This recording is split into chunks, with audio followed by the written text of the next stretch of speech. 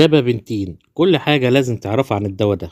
الاستخدامات، الفوائد، الأضرار، وكمان الإدمان. لو سمعت عن دواء اسمه جابابنتين المشهور في الصيدليات بأسماء كتير زي الكونفانتين والجابي ماش، ممكن يكون عندك تساؤلات كتير عنه. هو فعلا علاج ولا ممكن يبقى خطر؟ وهل ينفع الناس تستخدمه من غير وصفة؟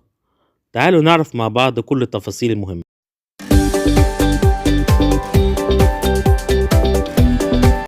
أول حاجة، هو إيه جابابنتين؟ الجابابنتين هو دواء طبي بيتباع من ضمن أدوية الجهاز العصبي المركزي. اتصنع في الأصل عشان يبقى علاج لنوبات الصرع، وبيشتغل على تثبيت نشاط خلايا المخ العصبية. كمان له استخدام مهم جدا في علاج الألم العصبي المزمن، زي ألم الأعصاب اللي هي بعد الحروق، أو اللي بيحصل بسبب التهابات الأعصاب السكري. استخدامات الجابابنتين: بيستخدم في علاج نوبات الصرع، وبيبقى عادة مع أدوية تانية للسيطرة على النوبات. علاج ألم الأعصاب زي ألم الأعصاب بعد فيروس الهربس أو الألم الناتج عن السكري. بعض الاستخدامات النفسية في حالات القلق أو الأرق، وبيستخدم الأطباء كمساعد لكن مش علاج أساسي.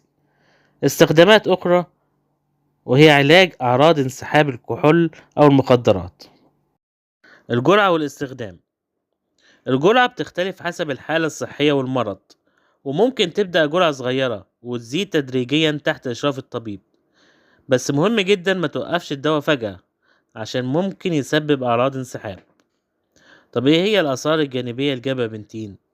ممكن يسبب دوخة أو دوار، وده بيأثر على التركيز. يسبب كمان تعب وإرهاق. يسبب كمان زيادة في الشهية وبالتالي زيادة في الوزن. تورم في الأطراف. مشاكل في التوازن. صعوبة في الكلام أحيانا. تغيرات في المزاج زي الاكتئاب أو القلق.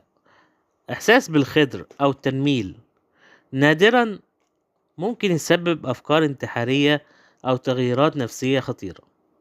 نيجي بقى للسؤال المهم: هل الجابابنتين ممكن يسبب الإدمان؟ الجابابنتين مش من الأدوية الأفيونية، لكن ممكن يسبب اعتماد نفسي وجسدي لو اتاخد لفترات طويلة أو بجرعات كبيرة.